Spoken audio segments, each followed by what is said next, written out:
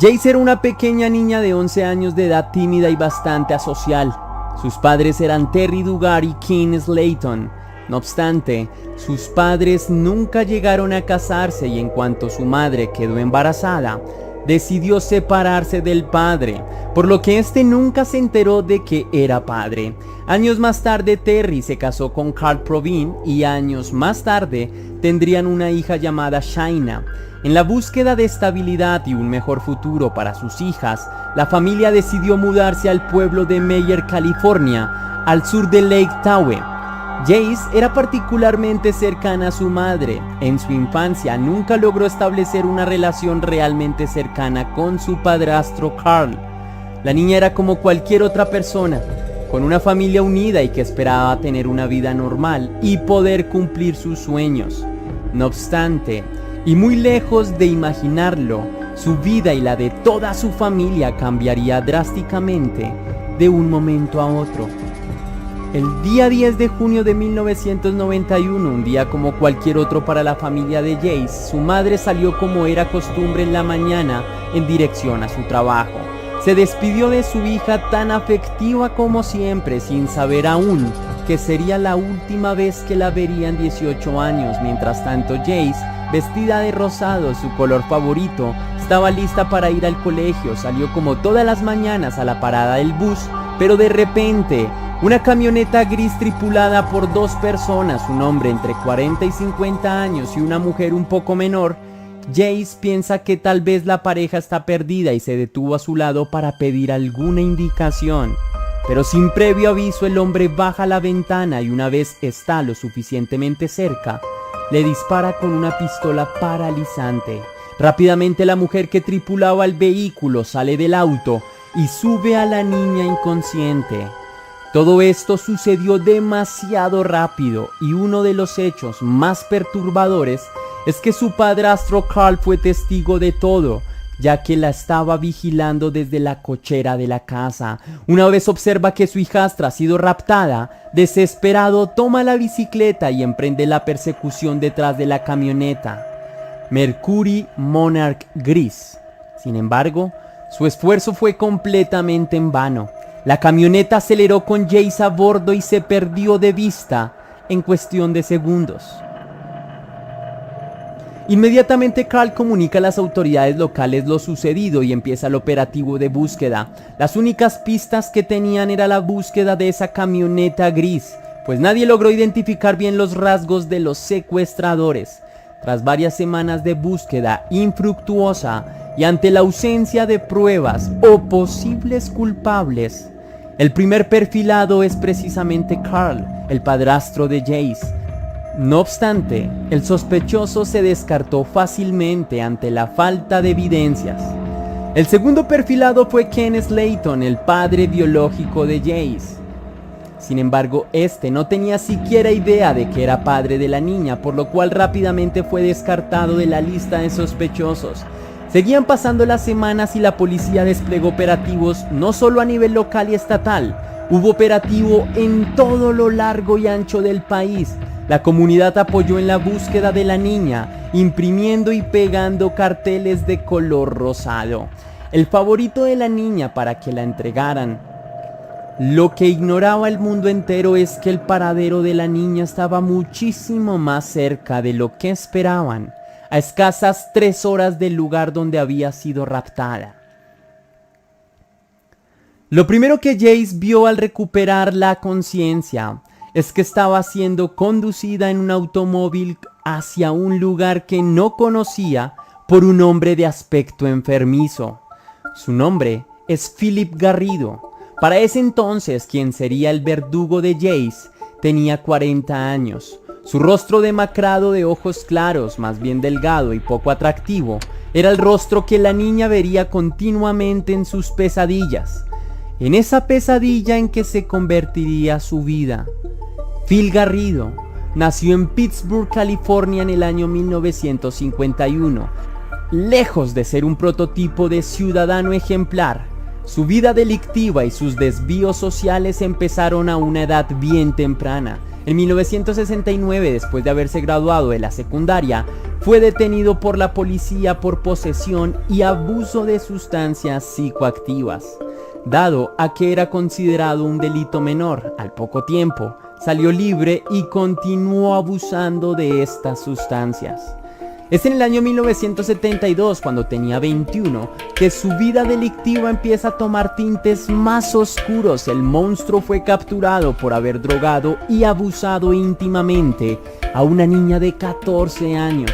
Si la policía y el aparato jurídico estadounidense hubiesen realizado bien su trabajo, las tragedias que vendrían después habrían podido ser evitadas. Sin embargo, la niña se negó a declarar y este peligro para la sociedad quedó libre. La niña solo fue el inicio. 4 años más tarde de ese primer incidente, su desquiciado desenfreno lo llevó a secuestrar y abusar íntimamente durante 8 horas continuas a Catherine Calloway.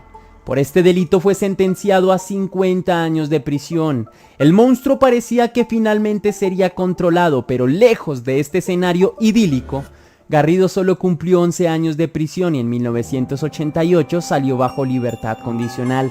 Durante esta época en la cárcel, conoció a Nancy Bocanegra, con quien se casó en la propia cárcel y posteriormente sería la cómplice del secuestro y de todas las depravaciones de las cuales fue objeto Jace Lee Dugard.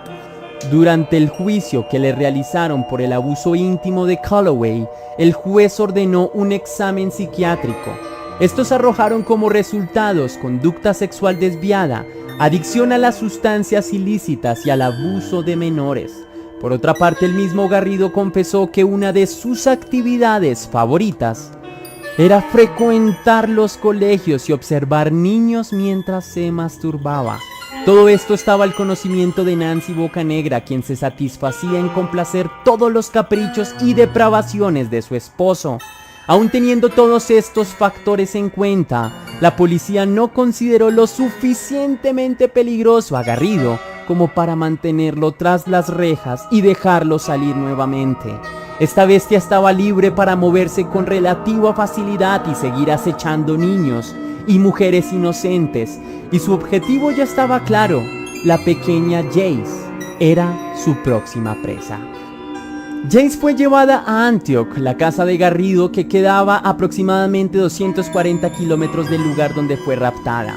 Una vez llegaron al lugar, Garrido y su mujer maniataron a la niña, le cubrieron el rostro para que no pudiera ver nada y la hicieron caminar hacia el patio trasero de la casa. Mientras sentía el roce de sus pies en el pasto, ignoraba que el sitio al que la dirigían se convertiría posteriormente en la habitación de torturas de las que Jace sería objeto y su principal fuente de pesadillas. No solo durante los años de cautiverio, sino tal vez a lo largo de toda su vida. Ya estando dentro de esta especie de mazmorra adecuada e insonorizada para que nadie pudiera notar su presencia, Garrido obligó a esta pequeña niña a desnudarse y la dejó abandonada durante semanas, en las que únicamente le llevaba comida y desaparecía nuevamente sin dar explicaciones. Tras varias semanas de incertidumbre y terror, Jace constató que la pesadilla recién estaba empezando. Un día como cualquier otro, el monstruo entra a la habitación, deja la comida a Jace y de la nada pregunta: ¿has visto alguna vez a un hombre desnudo? La pequeña inocente responde con una negativa. Garrido, como en trance, se desnuda y le dice a la niña que le toque sus partes íntimas. Ella solo podía pensar que este hombre estaba completamente demente. Mientras tanto, el otro insiste y toma la mano de ella en la suya y se toca el miembro. A partir de este momento, Jace tuvo que complacer día tras día cada uno de los espeluznantes deseos sexuales de su captor. Asimismo, relata con horror la primera vez que fue abusada por este despreciable sujeto. Me dijo que sería rápido, que sería mejor si no me resistía, porque entonces tendría que ponerse más agresivo. No entiendo nada de esto. Me abre las piernas con fuerza. Me siento como si me fueran a partir en dos de tanto estirarme. Jace no solo tuvo que saciar el voraz apetito sexual de este depravado, que en ocasiones, después de consumir sustancias, la usaba íntimamente durante horas y horas. La obligaba a ver contenido explícito y a replicar las escenas que en las películas se mostraban. La obligaba a disfrazarse eróticamente y la manipulaba psicológicamente para que pensara que estaba haciéndole un bien a la humanidad. Si no te resistes, no tendré que hacerle esto a ninguna otra niña, solía decirle Garrido. Además le decía que todo el mundo la había olvidado y que él era y sería el único que cuidaría de ella. En medio de sus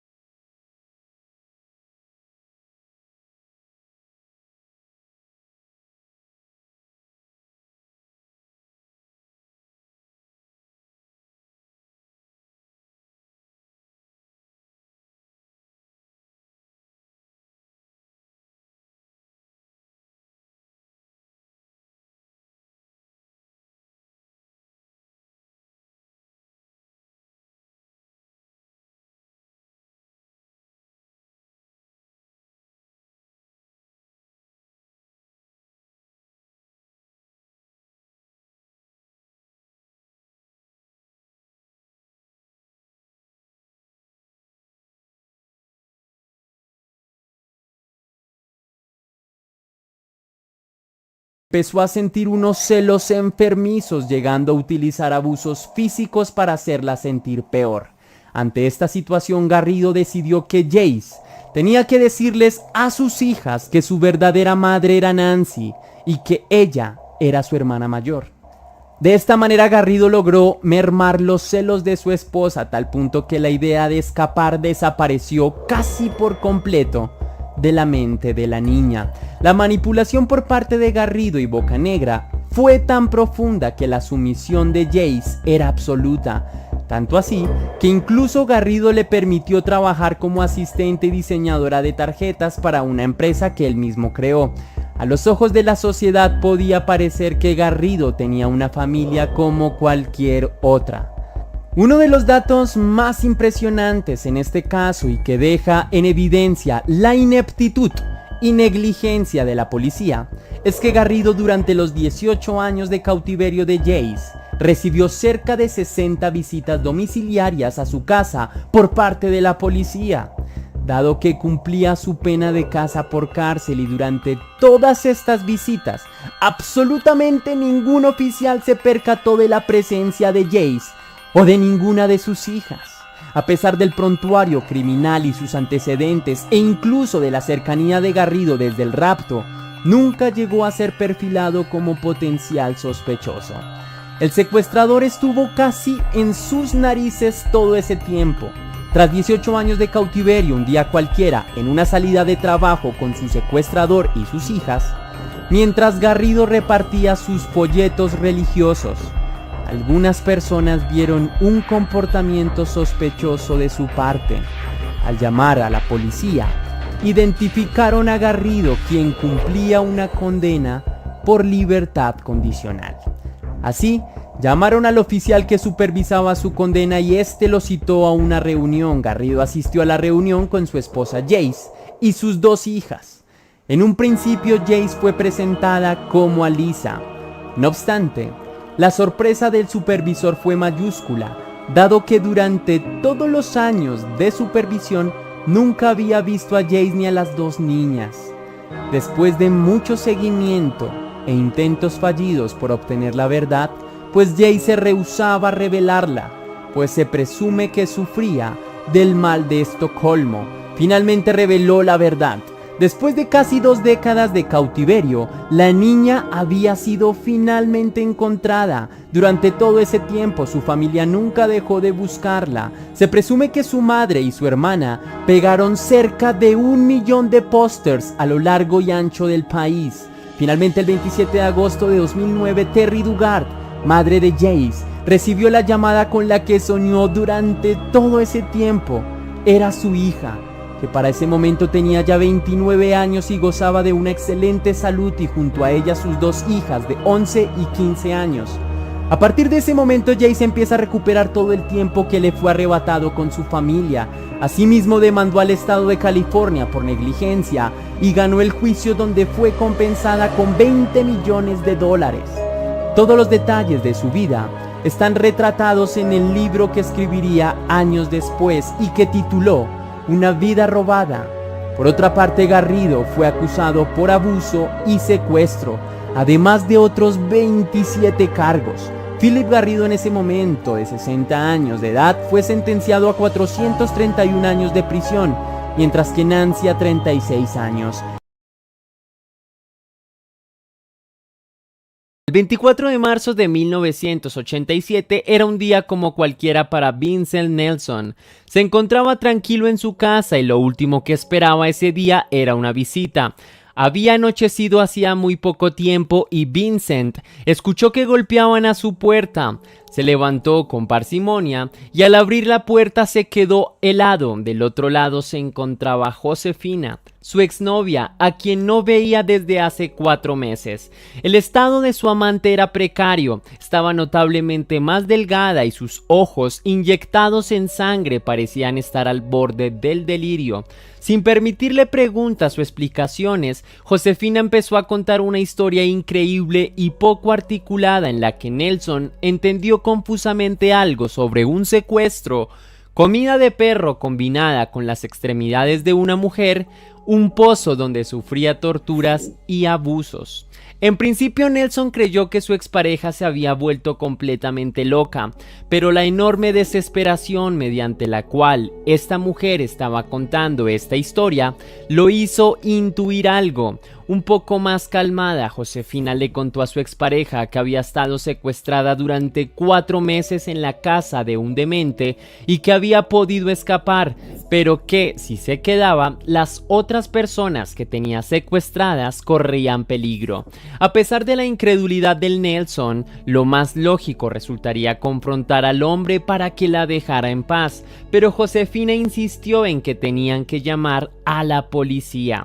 Horas más tarde, ante el llamado de esta pareja, acudieron 2 agentes de la policía y al preguntarles a los adultos qué había sucedido, una vez más el monólogo de la mujer comenzó. Si para Nelson la historia había parecido un mal juego, para los agentes de la policía fue un completo chiste. ¿Cómo era posible que su propio secuestrador la hubiera dejado libre al menos por un corto periodo de tiempo?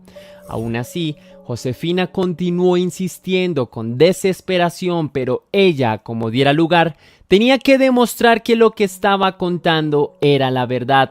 De pronto, en un momento de lucidez, recordó que su propio cuerpo contaba la historia incluso mejor que su boca. Así que se levantó la falda y les mostró a los hombres las cicatrices dejadas por los grilletes con las que había sido maniatada durante todo su cautiverio. Fue en ese momento en el que la historia para los 3 hombres empezó a tener sentido. En un momento pensaron que lo más adecuado sería ir directamente hasta la casa del acusado, pero Josefina ya tenía planeado todo. El hombre la recogería a medianoche en una gasolinería cerca de donde se encontraban en ese momento. Sería entonces este momento, el de la gasolinería, el momento perfecto para que el hombre no tuviera la posibilidad de tomar represalias contra las otras mujeres que Josefina mencionaba que estaban en las fauces de este depravado. Como había mencionado Josefina, hacia la medianoche en la gasolinería ingresó un Cadillac conducido por un hombre de aproximadamente 40 años. Se estacionó tranquilamente y esperó por su cautiva.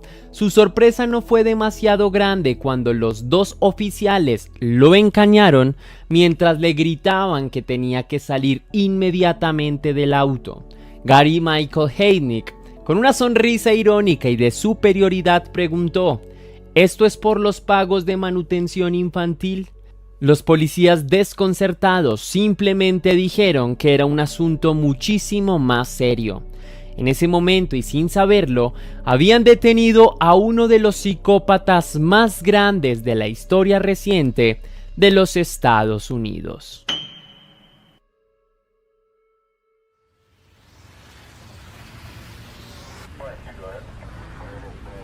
Gary Michael Heidnik nació el 12 de noviembre de 1943 en Eastlake, Ohio, hijo de Michael y Ellen Heidnik, una pareja con serios problemas de convivencia a causa de la adicción al alcohol que ambos tenían. Gary fue el primero de dos hermanos. Sin embargo, su infancia no fue nada sencilla debido a los problemas de sus padres. Se separaron cuando el pequeño niño tenía apenas 3 años de edad. Durante 4 años vivieron con su madre y luego volvieron a vivir con su padre, que se había casado nuevamente. Para el pequeño Gary, el amor siempre fue una especie de cuento de hadas. Su realidad estaba completamente permeada por el dolor. En vez de caricias, recibió golpes. En vez de atención, recibió humillaciones. Su padre lo maltrató física y psicológicamente desde que era un bebé. A causa de estos actos, el pequeño niño desarrolló una personalidad huidiza y temerosa. Su dificultad para relacionarse con las personas era notable. La vida de Gary no fue fácil, pero su manera de huir del mundo siempre fue interesándose por el mundo militar, así que cuando solo tenía 14 años ingresó en la academia militar. Su vida como futuro militar fue prominente. Sus mayores lo consideran un individuo dotado para la actividad militar y lo tuvieron siempre en alta estima.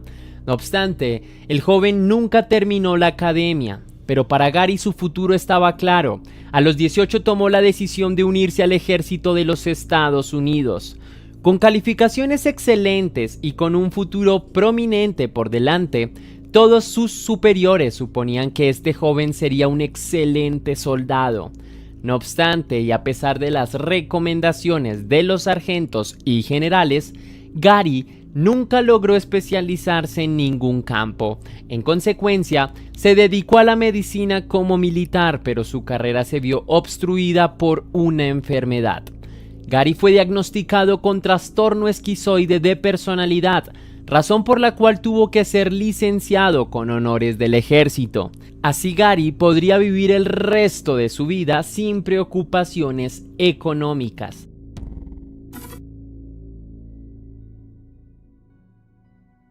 En 1971, Heidnik, después de varios intentos fallidos por estudiar medicina, decidió abrir una iglesia a la que llamó Iglesia Unida de los Ministros de Dios, de la que él mismo se hizo obispo. Con el paso de los años, Heidnik empezó a amasar una fortuna.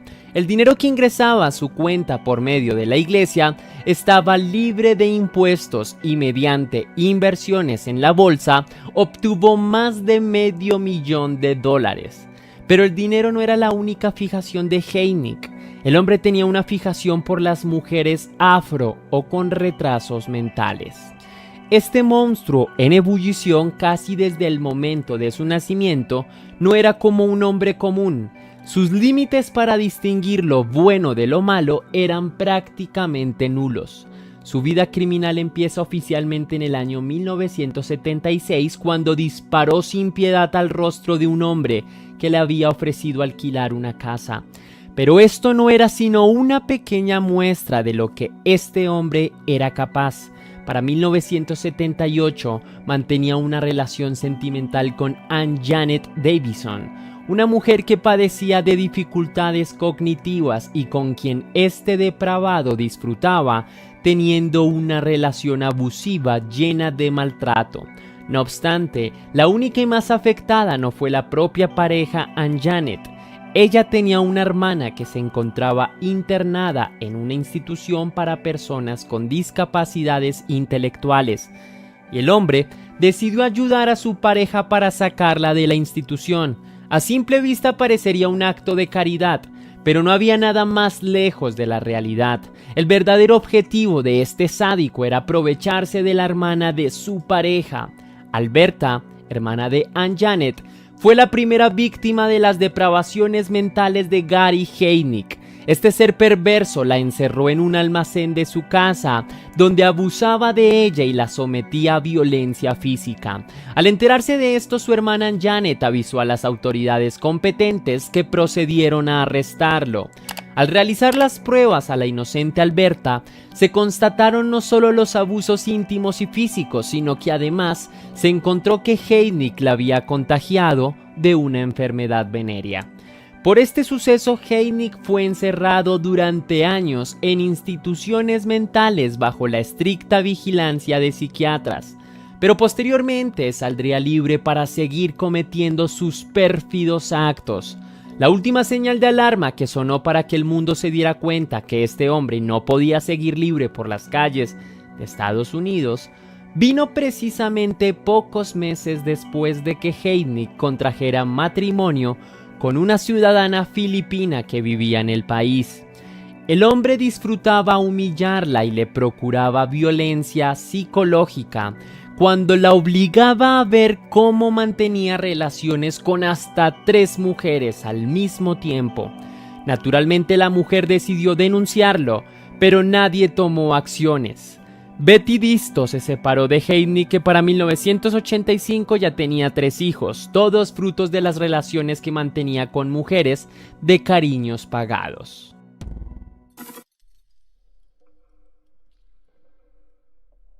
Eran cerca de las 5 de la mañana cuando el escuadrón de la policía, liderado por el teniente James Hansen, arribó a la propiedad de Gary Michael Heinick. La propiedad de luces hacia afuera era como cualquier otra en los Estados Unidos. Al ingresar, los oficiales no vieron nada extraño, pero ya sabían que lo que buscaban no se encontraba en la superficie. Tenían que buscar un conducto subterráneo que los llevara al sótano, donde, según la información de Josefina Rivera, se encontraban secuestradas 3 mujeres.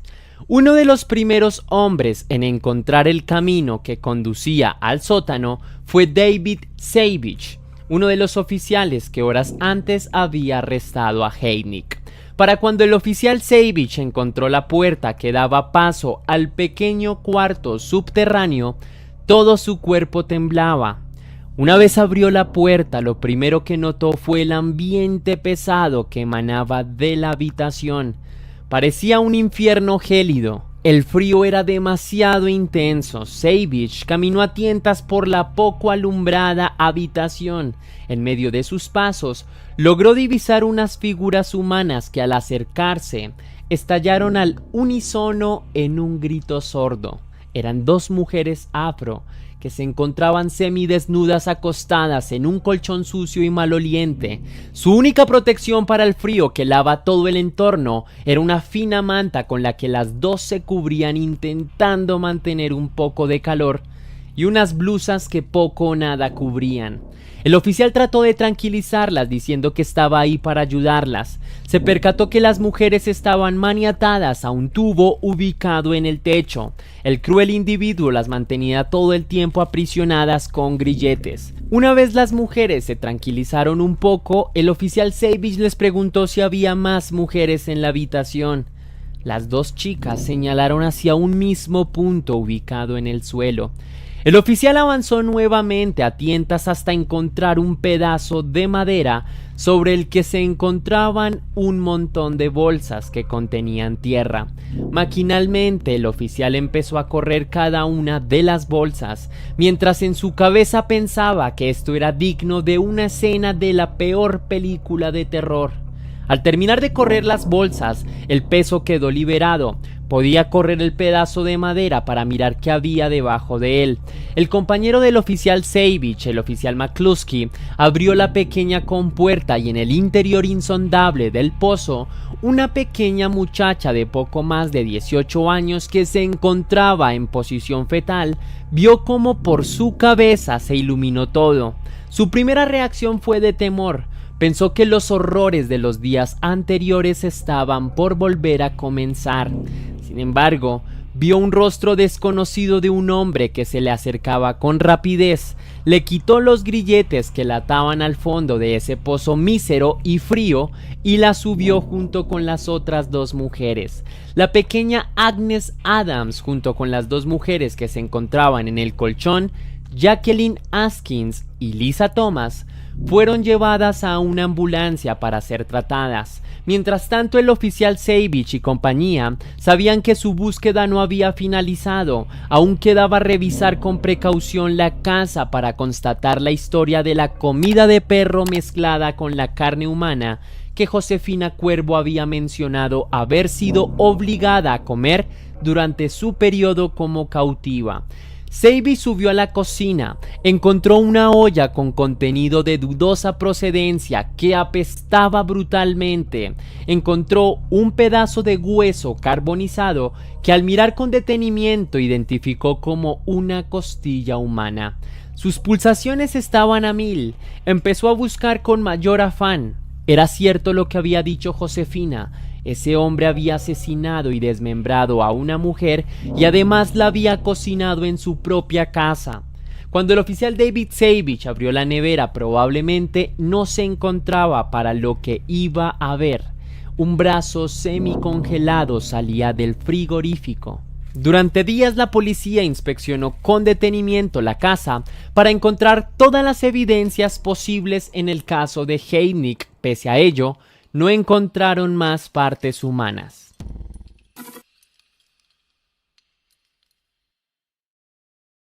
La primera víctima de Gary Michael Heinick fue Josefina Rivera, una mujer de color que trabajaba en la calle para mantener a sus 3 hijos. En una noche conoció a Gary, un tipo bien presentado y con modales que la invitó a su casa para mantener relaciones íntimas a cambio de dinero. Josefina nunca se imaginó lo que estaba a punto de suceder. Luego de satisfacer los caprichos de Gary, el hombre la llevó al sótano, la amarró a la fuerza y comenzó a abusar de ella. Josefina cuenta que había un pozo tapado con una tapa de madera.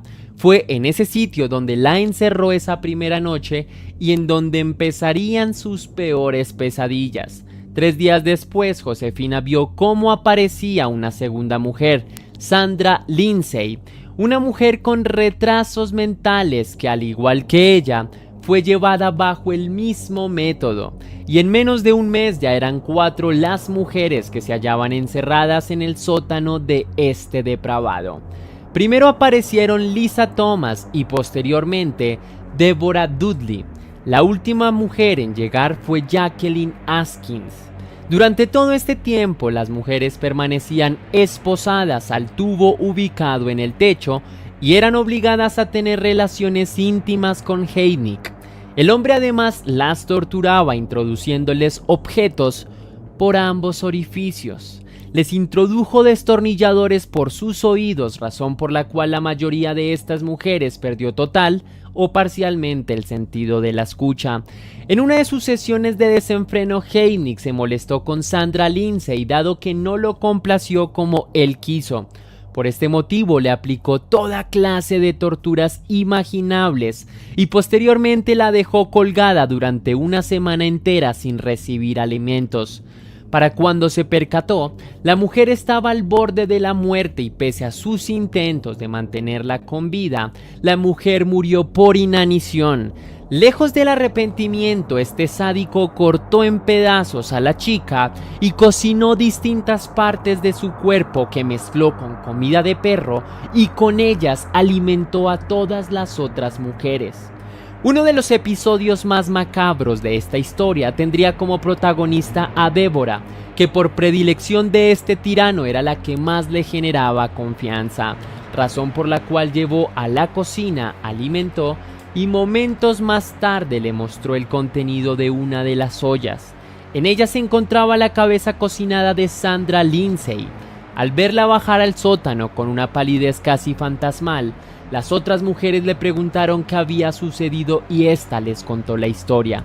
Desgraciadamente para Deborah y las otras prisioneras, esta macabra historia no terminó acá.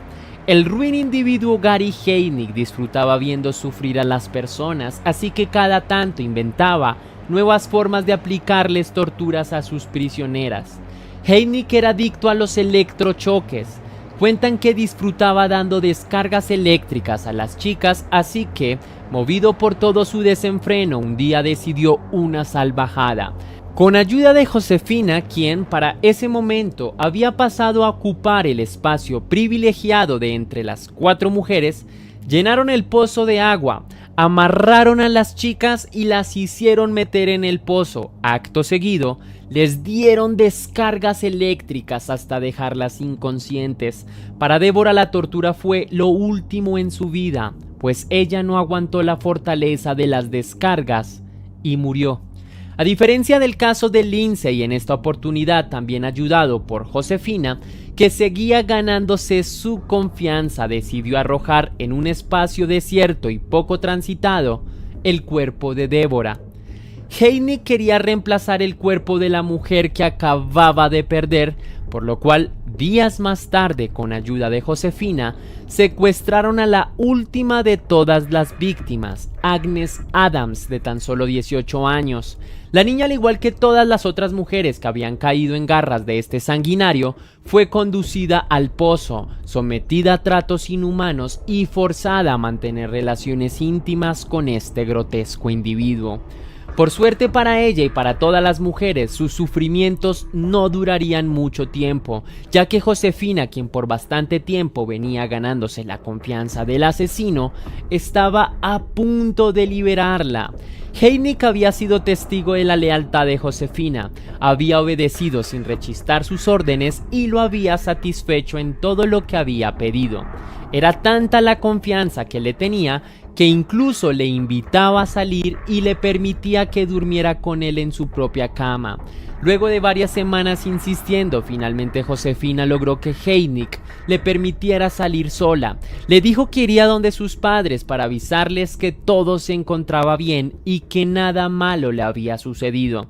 Gary aceptó y así fue como una noche del 24 de marzo de 1987 llegó a la casa de su última pareja, Vincent Nelson.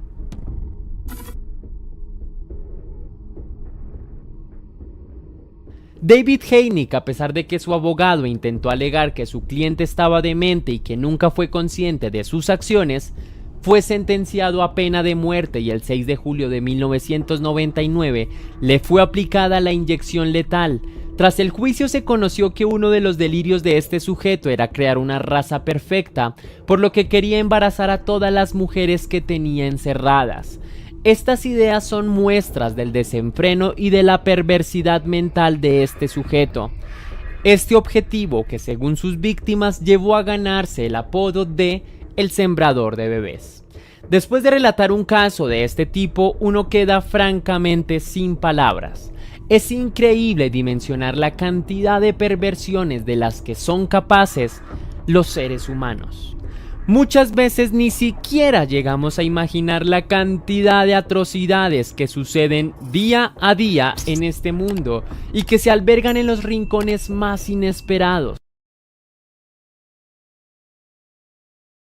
Presento a Paige Birkfield, una madre cariñosa y entregada a su rol de crianza. Sin embargo, un día inesperado, la mujer desapareció sin dejar rastro alguno y desde ahí comenzó la tragedia. Una tragedia que destaparía un misterio, pues la mujer que desapareció no solo era una madre, de hecho llevaba una doble vida y su segunda identidad la mantuvo en secreto durante años, porque si la revelaba, dejaría atónitos a toda su familia y amigos. Ya te darás cuenta a qué me refiero. Por el momento, hablemos un poco de ella.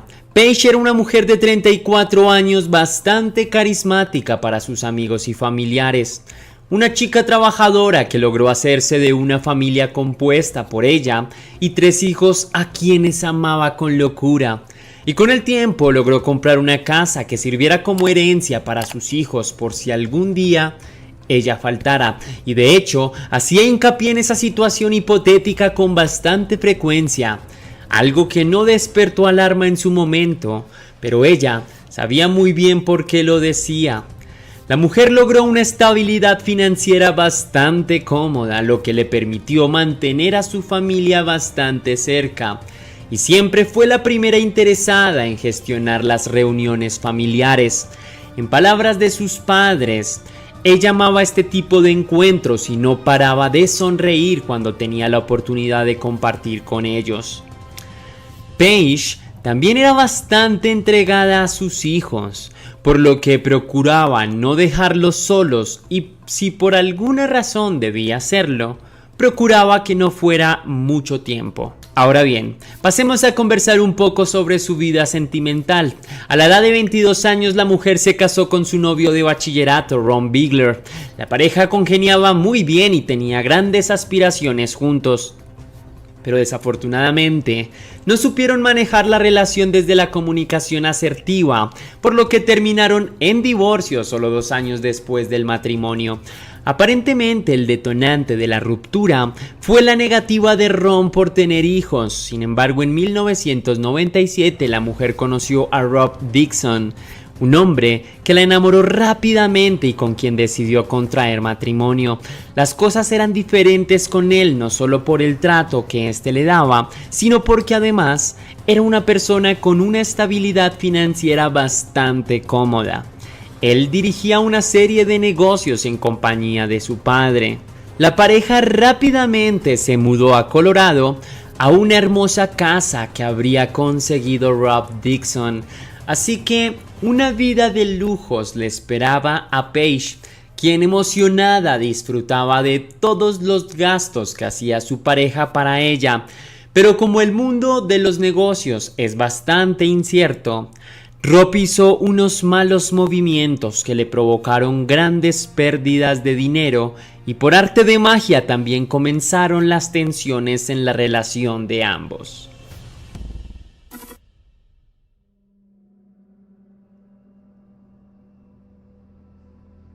Paige decidió emprender para poder estabilizar sus finanzas.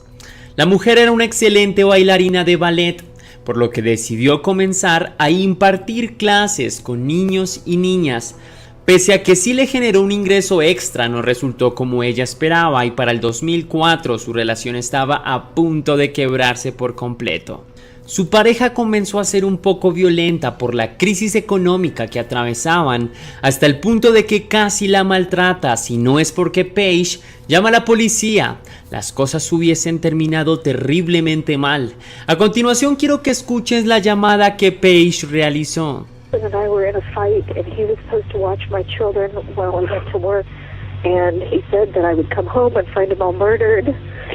Solo las mujeres que hayan sido víctimas de maltrato intrafamiliar sabrán que la decisión de denunciar a veces suele ser muy riesgosa y hay que llenarse de valentía para hacerlo, incluso cuando la vida de personas terceras están en peligro.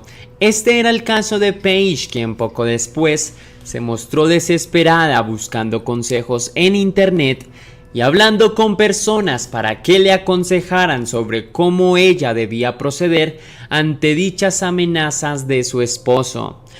Lamentablemente, Paige continuó su relación con este hombre y pese a que en un principio se disculpó, su ira volvió a desatarse unos meses después.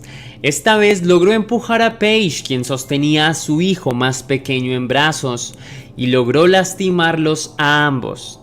Inmediatamente la mujer lo denunció a la policía, que terminó arrestándolo. Las medidas cautelares fueron absurdas, pues solo le pusieron a tomar clases de manejo de sus emociones en lugar de una sanción jurídica. Para el año 2006, la relación llegó a su punto final después de que Rob se mudara a Filadelfia y por su lado Paige decidió cerrar ese decepcionante capítulo que vivió con su expareja.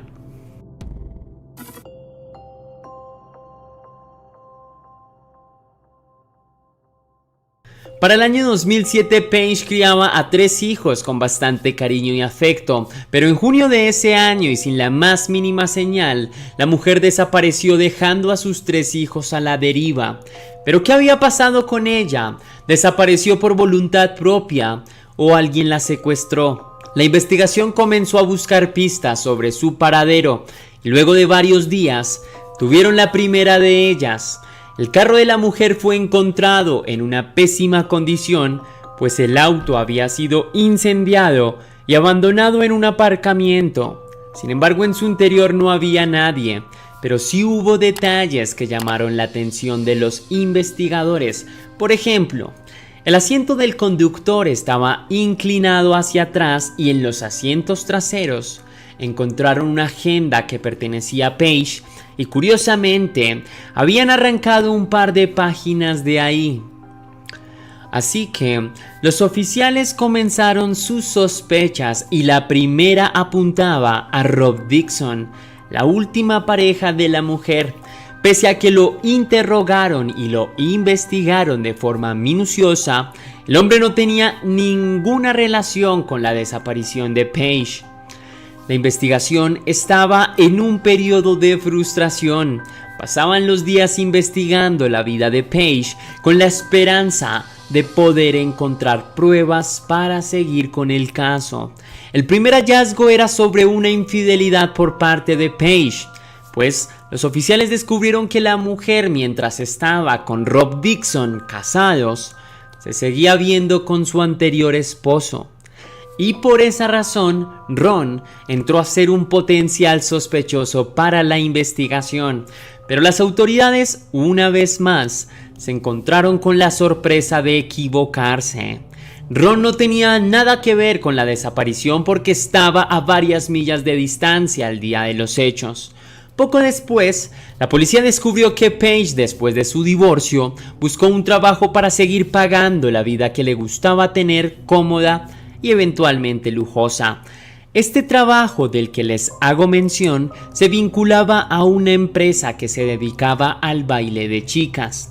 En este lugar, Paige trabajó con el nombre de Carrie y tuvo un éxito tremendo entre los clientes de esta empresa. Poco después descubrieron que Carrie no era únicamente bailarina, ella también era dama de compañía, y en este sentido los investigadores sentían que uno de sus clientes pudo haber sido el responsable de su desaparición. Acto seguido hallaron el celular de Paige. En su teléfono encontraron una inmensa lista de hombres en su red de contactos. Probablemente la mayoría de ellos eran clientes de sus noches de compañía. Lo que resultó más alarmante para los investigadores fue que uno de ellos habría llamado a Paige el día de su desaparición hasta en 20 oportunidades. Se trataba de Lester Jones, un hombre de 56 años que pagó varias veces el servicio de Paige y se presume que pudo haber desarrollado un particular interés con la mujer al punto de acosarla. El hombre además ya tenía antecedentes penales por agresión a su esposa. Pocos días después se identificó que el lugar donde encontraron el auto de Paige incendiado era el mismo lugar donde Lester Jones trabajaba presentando sus servicios como mecánico. De forma increíble, la investigación quedó detenida ahí y no se podía acusar a Lester Jones de nada porque no habían pruebas contundentes en su contra. La investigación debía ser rigurosa y no podía proceder de ninguna manera frente a nadie, a menos de que estén todas las pruebas que soporten la acusación hacia alguien. Después de ahí, el caso quedó congelado.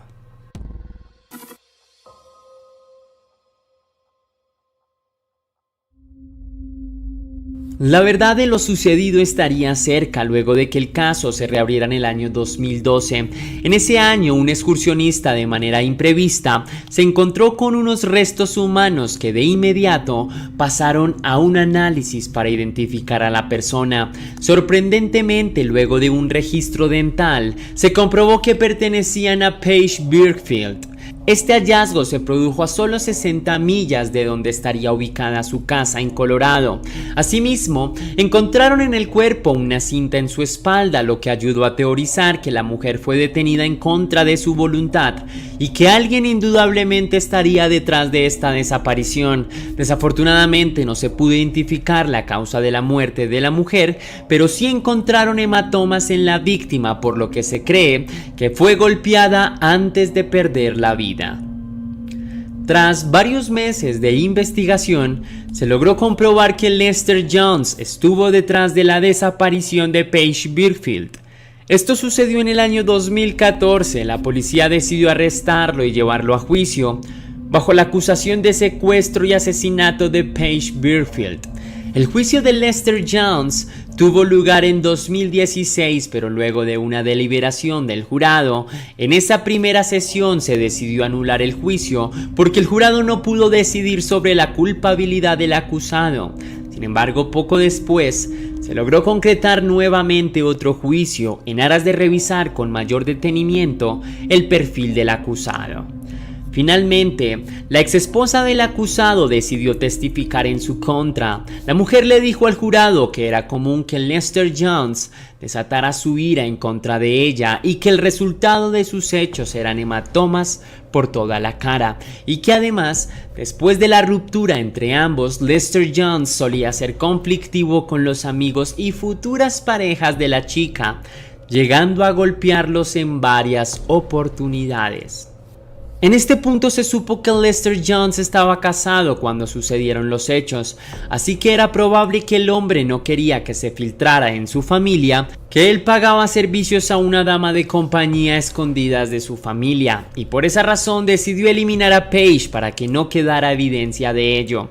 Cuando el hombre fue sometido al polígrafo, la policía evidenció que mintió con su versión de los hechos. En un principio, aseguró que estuvo muy lejos de donde sucedieron los hechos, pero poco después se comprobó que el hombre estuvo en una tienda de Walmart, pues fue filmado por una de las cámaras del lugar. Asimismo, se supo que el hombre compró un cable en ese almacén, el mismo que pudo haber utilizado para secuestrar a la mujer. Finalmente, en el segundo juicio, el jurado lo halló culpable del caso de Paige Birfield y por esa razón decidió imputar una condena de cadena perpetua sin posibilidad de ser candidato para la libertad condicional. La familia, pese a que supo la verdad de Paige Birfield, manifiestan que este será un dolor que deberán cargar por el resto de sus vidas, pues la desaparición de la mujer solo dejó un fatal resultado.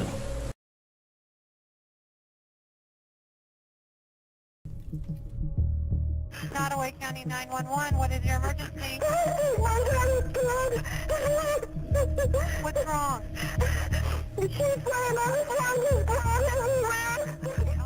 Bobby Jo Stinnett era una mujer, hija de Becky Harper, nacida el 4 de diciembre de 1981. Vivía en Skidmore, Missouri. Su infancia fue tranquila y llena de afecto. Su tránsito en la escuela fue el de una chica cualquiera, con sus altibajos. Se graduó en la Nottoway Holt High School y años más tarde de su grado se casaría con Seb Stinnett. La pareja era amante de los perros, por lo que en su casa tenían un criadero de la raza Rat Terriers. Sus amigas y allegados la describían como una mujer dulce, maternal, atenta y que siempre tenía una sonrisa en el rostro. Esa sonrisa la verían por última vez y sin saberlo su madre y su esposo a pocos días de dar a luz. Bobby tenía 23 años y en ese momento tenía 8 meses y medio de embarazo cuando fue atrozmente asesinada.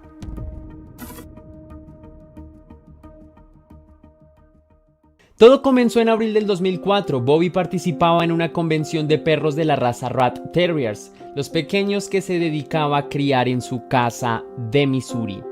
Es en esta reunión de amantes caninos donde conoce a una también apasionada mujer por los perros de esta misma raza, Lisa Montgomery.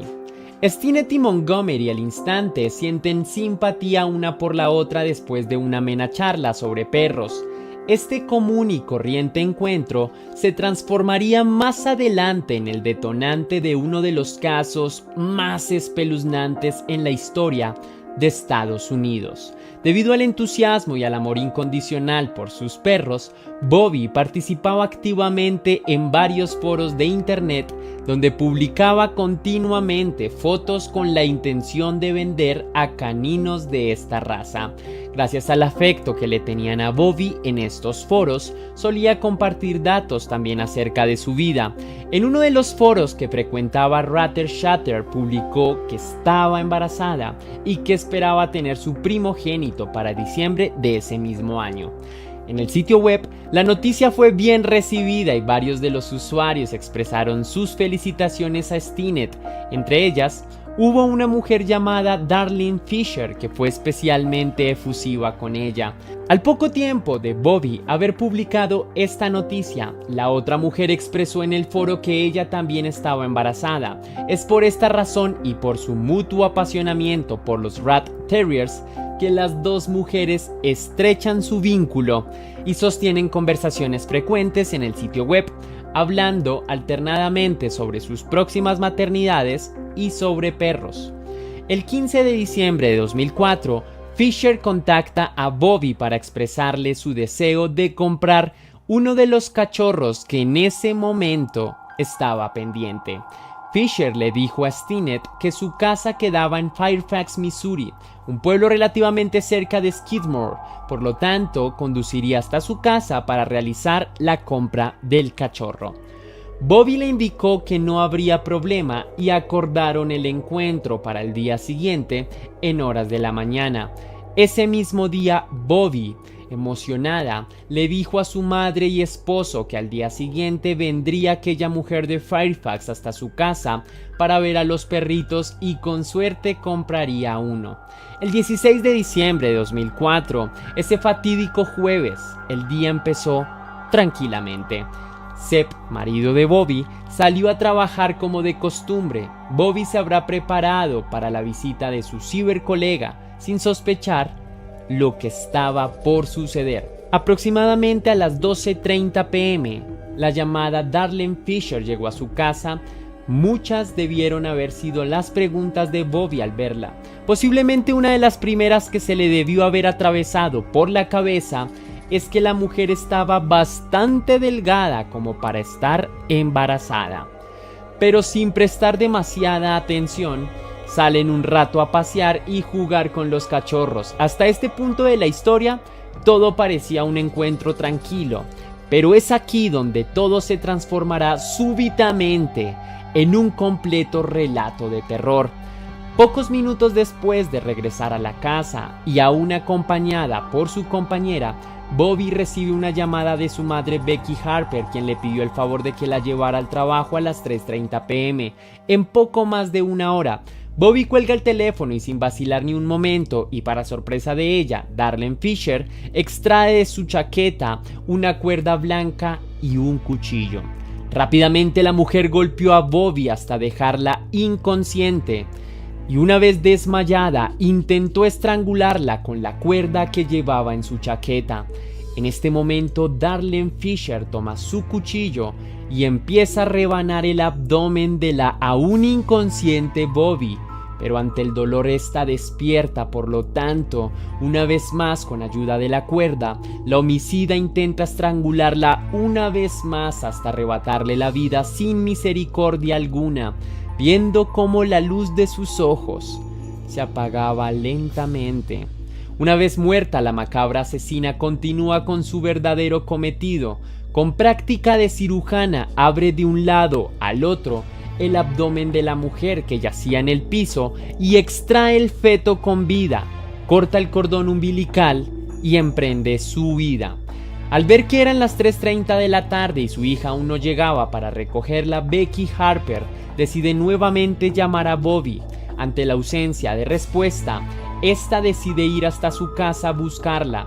Durante esas 2 largas calles que Harper atravesó, nunca imaginó lo que encontraría. Al llegar a casa de su hija, lo primero que vio fue que la puerta se encontraba abierta, Desconcertada, entró y llamó fuerte a Bobby, que seguía sin responder. Registró la sala, el comedor y en la cocina vio cómo yacía tirada en el piso, cubierta de sangre. En medio de gritos desgarradores, llamó inmediatamente a pedir asistencia médica y dijo a la persona que contestó: es como si su estómago se hubiera reventado. Nottoway County 911, what is your emergency? What's wrong?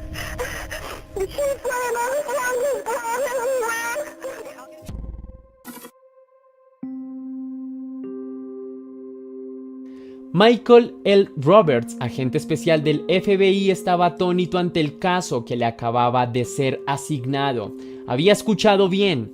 Un feto había sido secuestrado. El agente se movilizó lo más pronto posible, dialogó con la madre de la víctima, que le contó todos los detalles del caso. Al examinar la escena del crimen, encontró cabellos rubios que no correspondían a Bobby. Además, constató que el cordón umbilical había sido cortado con bastante precisión. Una vez retirado el cuerpo, el agente interrogó a los vecinos, que informaron haber visto un auto con puertas rosas, destartalado y sucio, que probablemente correspondía a un modelo asiático horas antes de que se encontrara el cuerpo sin vida de la joven madre. En medio de la inspección, el agente encontró en el computador de la víctima varias conversaciones. La madre informó que su hija ese día se vería con una mujer proveniente de Fairfax. Tras un examen completo del equipo de Stinnett, perfilaron a 3 usuarios. 2 fueron rápidamente descartados y finalmente quedó uno, fisher4kids@hotmail.com. Por la correspondencia que encontraron, pudieron aclarar que el correo pertenecía a una mujer llamada Darlene Fisher. Con un nombre en la mesa se realizó el pertinente trabajo de identificación. Sin embargo, el resultado fue desconcertante. No existía ninguna persona llamada así. Era una identidad falsa.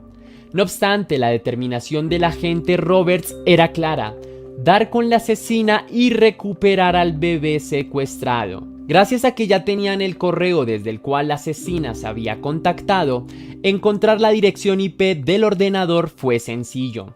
La dirección lo remitió a Kansas, California. De ahí en adelante, todo fue un trámite. La proveedora de internet le comunicó que esa IP pertenecía a un sujeto llamado Kevin Montgomery, quien vivía con su esposa e hijos en Melbourne, Kansas.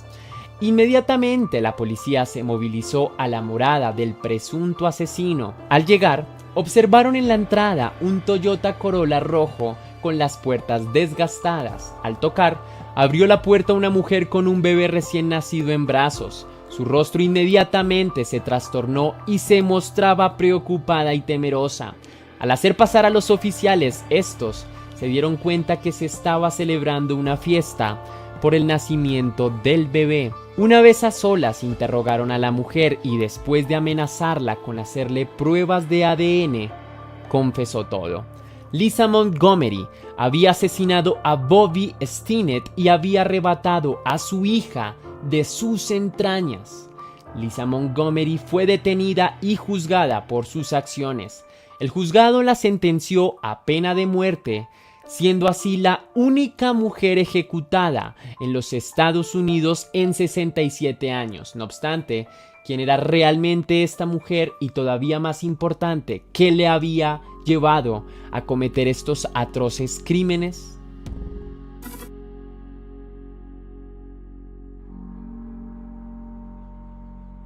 La infancia de Lisa no se puede catalogar de manera alguna como normal.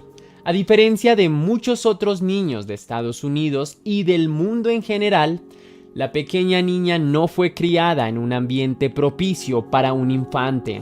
En el hogar de Lisa lo normal eran las carencias. El afecto, el tacto y todos los cuidados pertinentes para una pequeña nunca existieron. En su lugar, la dosis diaria para Montgomery fue la violencia, los abusos, golpes, gritos y humillaciones. La madre de Lisa Montgomery se separó del padre de esta última Cuando la niña era todavía muy chica, ante la notable incapacidad de permanecer sola, su madre consiguió una nueva pareja que a su vez tenía también hijos. Vivían juntos en un espacio estrecho y durante la mayor parte de su infancia, la pequeña Lisa fue abusada íntimamente por su padrastro en innumerables ocasiones. Cuando Lisa tenía 16 años, su madre y la pareja se separaron.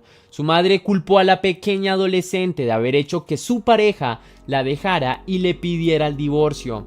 Así que no solamente existió una relación violenta con su padrastro, sino que su madre constantemente la culpabilizaba y desatendía. Montgomery se casó con su hermanastro, Carl Bowman, cuando apenas tenía 18 años en agosto de 1986. En 1987 nació su primogénito. En los 3 años siguientes tuvo 3 hijos más y tras dar a luz a su último hijo, Lisa, se sometió a una esterilización, por lo cual ya no podía tener más hijos. En este punto de su vida la mayor parte del daño ya estaba hecho. Lisa no era una persona normal y todos los años de abusos, no solo íntimos sino también físicos en escalas difíciles de dimensionar, estaban haciendo efecto. Después del proceso de esterilización y de su ruptura con su esposo en los años siguientes, Montgomery aseguró haber quedado embarazada al menos 4 veces, no solo como una medida desesperada para retener a su marido, sino porque algo en su cabeza no funcionaba del todo bien. En 1998, Carl se divorció definitivamente de Lisa. Esta nuevamente intenta retenerlo, amenazándolo con que está embarazada. Durante el proceso de separación, Carl se llevó a 2 de los niños. En el año 2000, Montgomery se casa nuevamente con Kevin Montgomery. Recién al conocerlo le pidió dinero para realizarse una interrupción, mismo procedimiento que claramente nunca existió dado que ya no podía quedar embarazada. Durante los años siguientes, antes del asesinato de Steenet, Montgomery dijo estar embarazada al menos 4 veces más. Poco antes del atroz incidente, el exmarido de Montgomery amenazó con quitar la custodia de sus otros 2 hijos, diciendo que la expondría ante todos al decir que ya no podía quedar nunca más embarazada. Puede que este haya sido uno de los detonantes por los cuales esta mujer haya tomado una acción tan incomprensible. Lo claro es que definitivamente Montgomery tenía serios problemas psicológicos.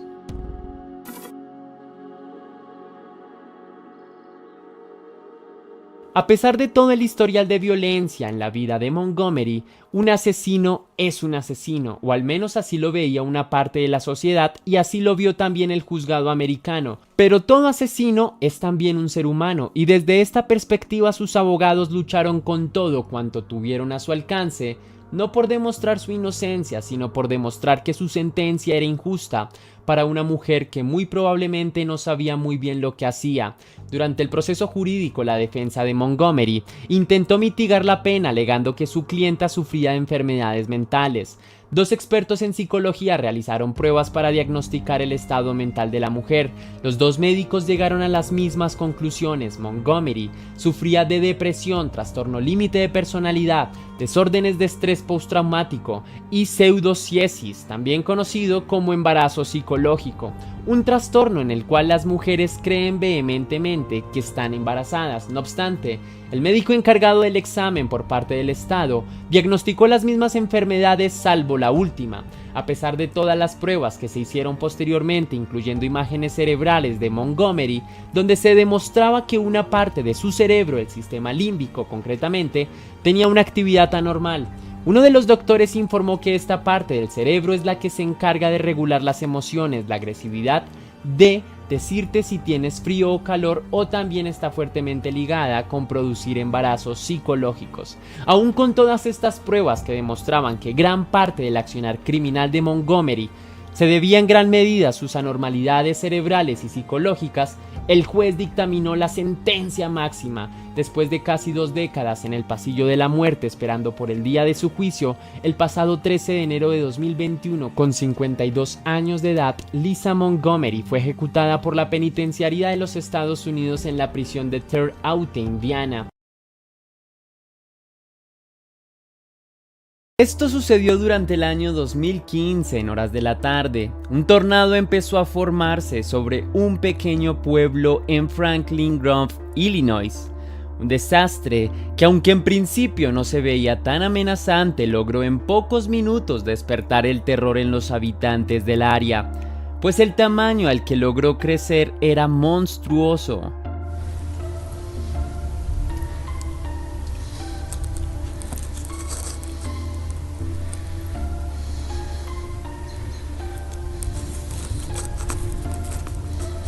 A algunas millas de distancia de la ciudad de Fairfield, Geraldine Schultz, una mujer de 67 años, veía el vórtice formándose a la distancia. Preocupada, llamó a su esposo Clem a la cocina.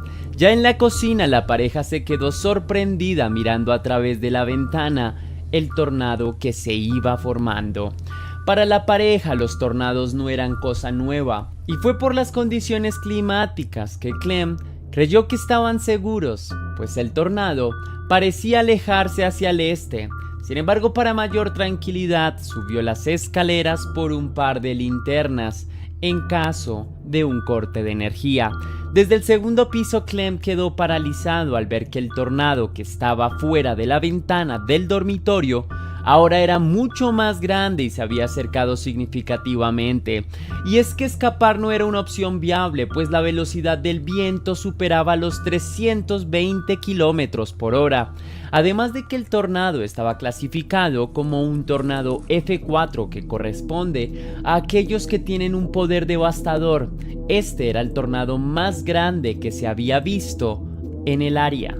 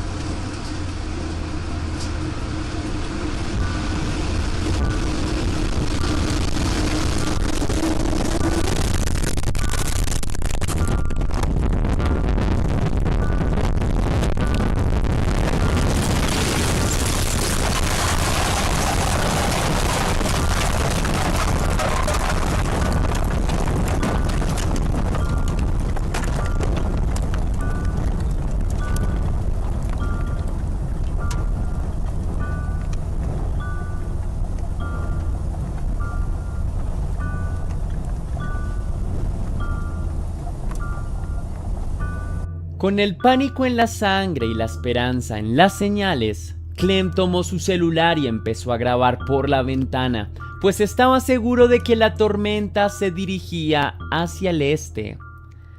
Desafortunadamente, y como ya lo intuyes, Clem se equivocaba. Y es que la realidad era que esa monstruosa tormenta iba en dirección hacia Clem. Cuando Clem se dio cuenta de esto, ya era demasiado tarde. No había nada que hacer, sin sitio al que escapar, ni lugar en donde esconderse. Lo único que pudo hacer fue contener sus latidos y grabar cómo el tornado devoraba las casas aledañas esperando su turno. El tornado no fue indulgente con Clem. Atravesó con facilidad la casa antes de que Clem pudiera alertar a alguien, convirtiendo rápidamente la casa en la que la pareja hizo su vida en polvo y escombros, enterrando así a Clem y su esposa, con quien llevaba 25 años de casados. Después de la catástrofe y contra todo pronóstico, Clem logró sobrevivir, levantándose de entre los escombros. El tornado no le quitó la vida a Clem, pero sí arrasó muchas casas del vecindario y acabó con la vida de 2 personas. Una de ellas era su vecina y amiga Jacqueline, quien vivía en la casa que Clem filmó siendo destruida, y la otra persona era Geraldine, la mejor amiga y esposa de Clem. Milagrosamente Clem sobrevivió, pero perdió demasiado en este desastre.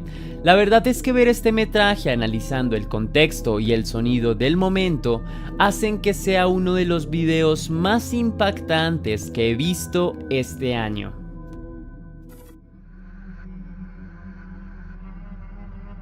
La tecnología se ha diseñado para simplificar la vida humana, ayudándonos en nuestro aprendizaje, nuestra salud, nuestro entretenimiento y también en nuestra seguridad. Y sí, es en esta última función que me quiero centrar, pues de eso va este metraje. Desde que se anunciaron, las cámaras timbre han ganado notable popularidad. Con ellas, puedes conseguir seguridad desde tu casa. Con estos dispositivos no solo puedes ver quién está del otro lado de tu puerta, también te permiten escuchar y hablar con quien está detrás de la puerta. Sin importar la distancia, puedes mantener vigilado tu hogar desde cualquier lugar a través del celular. Pero es también con la aparición de estas que el horror tocó a la puerta.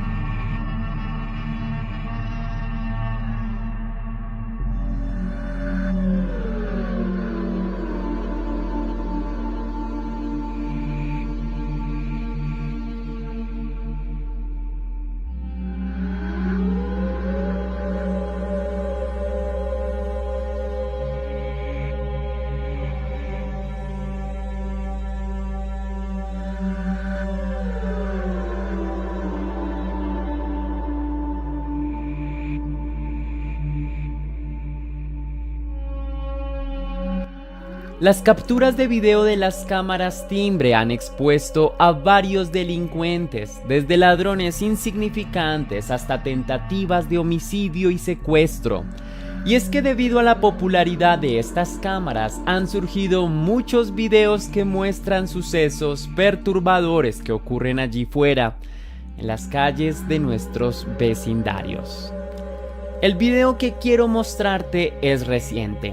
Ocurrió en Las Vegas, en la noche del 21 de julio del 2021 y resultó ser uno de los metrajes que más escalofríos me causó.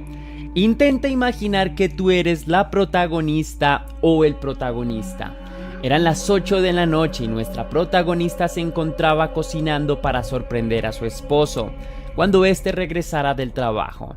Mientras ella hacía la cena, tomó una decisión desafortunada: abrir las cortinas de la ventana. Este hecho fue el inductor de las pesadillas de la mujer. En la calle, un hombre vagaba sin rumbo fijo, pero esa ventana llamó su atención. Él vio que una mujer estaba en la casa y fue esa inoportuna casualidad la que le hizo acercarse a la casa a golpear la puerta. Y es aquí donde vemos nuestra cámara en acción.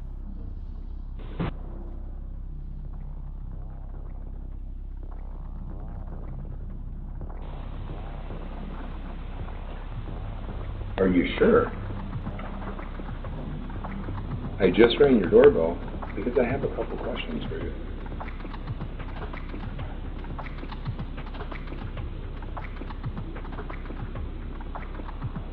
Are you sure? I just rang your doorbell because I have a couple questions for you. Are you sure? What? Are you sure? I just rang your doorbell because I have a couple questions for you.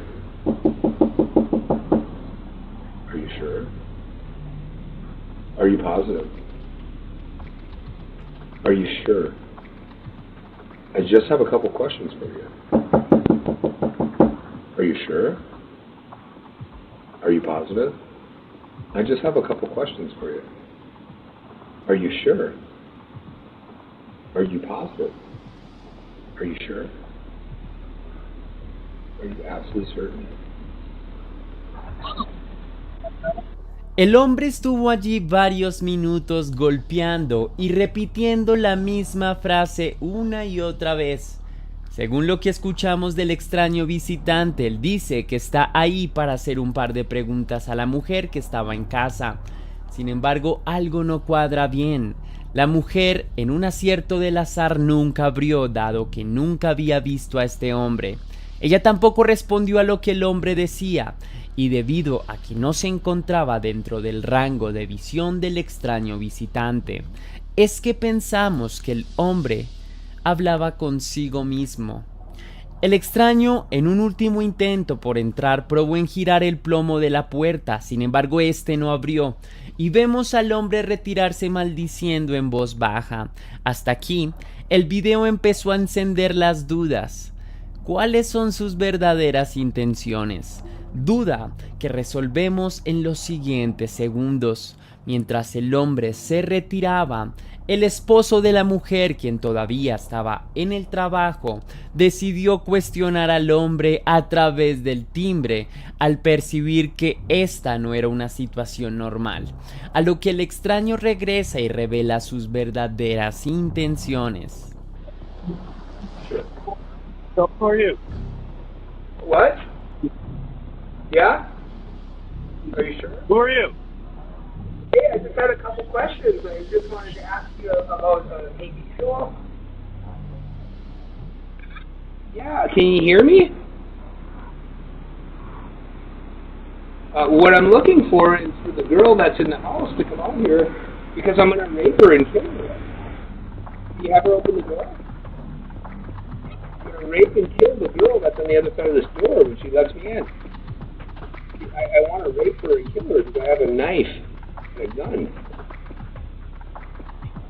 Yeah, and I'm going to knock on her door again. All right.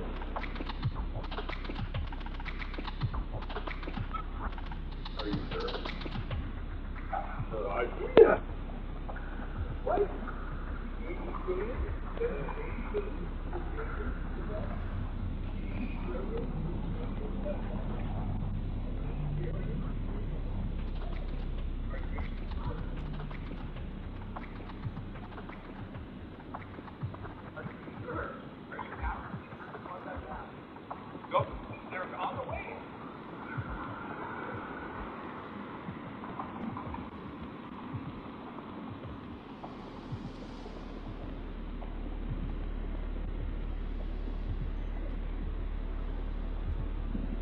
Sus intenciones ya no eran ningún secreto. El hombre había llegado a la puerta con la intención de cumplir sus turbios deseos. De hecho, lo dice abiertamente y nos revela que tiene todo lo necesario para hacerlo. Si la mujer hubiese abierto la puerta, o si la puerta hubiese estado abierta, el desenlace hubiese sido trágico. Por fortuna no fue así, y el extraño se vio forzado a retirarse, y mientras el extraño se alejaba, se le veía caminar diciendo la misma frase.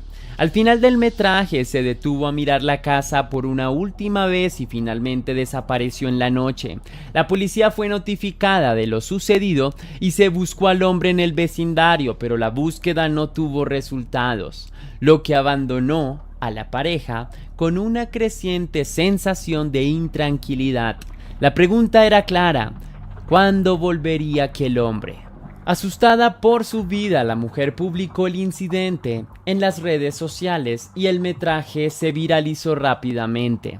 Probablemente gracias a esto salvó algunas vidas, pues poco tiempo después de esto, un hombre que vio el video afirmó haber visto al mismo hombre caminando en otra zona residencial, no muy lejos de donde se grabó el video. Y fue gracias a esa información que el hombre fue arrestado antes de poder ejecutar su oscuro deseo.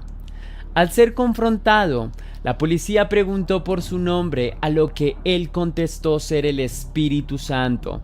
Después se reveló que en realidad se llamaba Christopher David Sams. y que tenía cargos por agresión, robo e intimidación. Y es que mira la foto que yace en disposición de la policía. Se le ve desafiante. No se tiene mucha información sobre él ni cuál fue el motivo por el que comenzó a andar en dirección equivocada. La corte se encuentra evaluando condición mental para saber si puede ser juzgado, pues aparentemente padece varios problemas mentales que se manifiestan en sus frases repetitivas y el extraño comportamiento.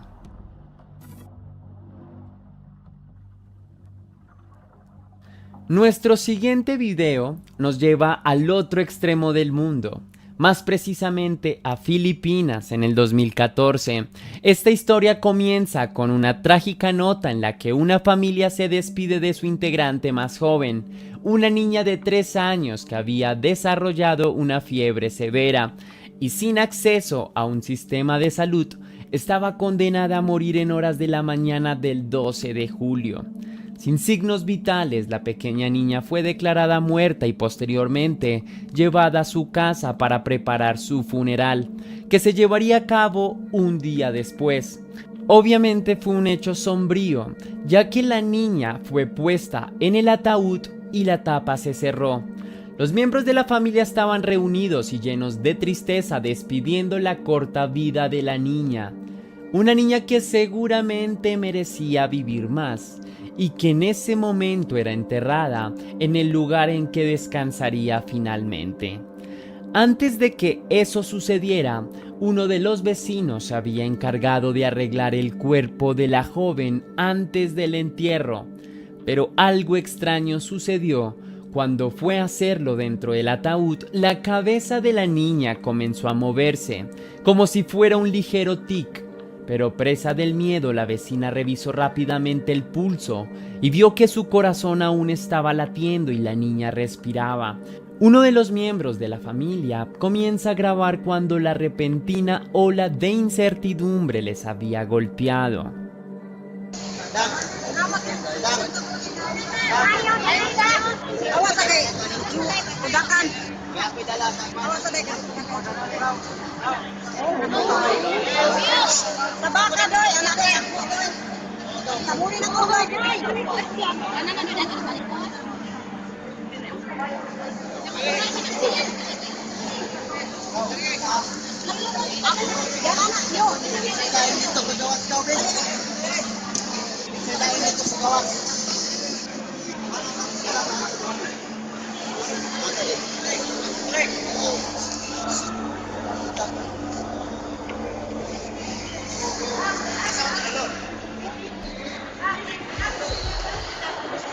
Esto me pone a reflexionar qué hubiese sucedido si aquella persona no abriese el ataúd para arreglar a la niña. ¿Cuántas personas habrán sido enterradas vivas sin que nadie se diera cuenta? Y para ser honestos, este es un video que toca una realidad que me aterroriza. Probablemente algunos de ustedes ya hayan visto este video, pues es un video que no es tan reciente y se viralizó en su momento, siendo recogido por algunas cadenas de noticias. El problema es que con este video viral no se reveló toda la historia. La historia parece que es cierta y fue confirmada por funcionarios filipinos que admitieron que se cometió un error en el hospital, hecho que condujo a la confusión y que retrata un entierro equivocado. Además de esto, la historia no tiene el final feliz que todos imaginamos, ya que en realidad esa niña nunca despertó. Tenía pulso y una leve respiración, pero nunca recuperó la conciencia y permaneció en coma.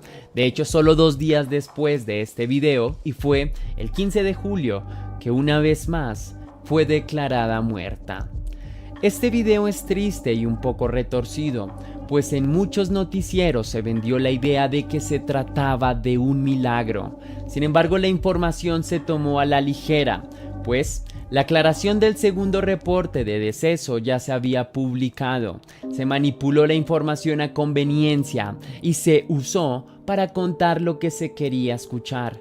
Un milagro que resultó ser nada más que un espejismo que condujo a una angustia aún mayor, ya que la familia se vio obligada a llorar y afrontar el fallecimiento de la niña 2 veces, ahora con una esperanza robada y una historia reescrita.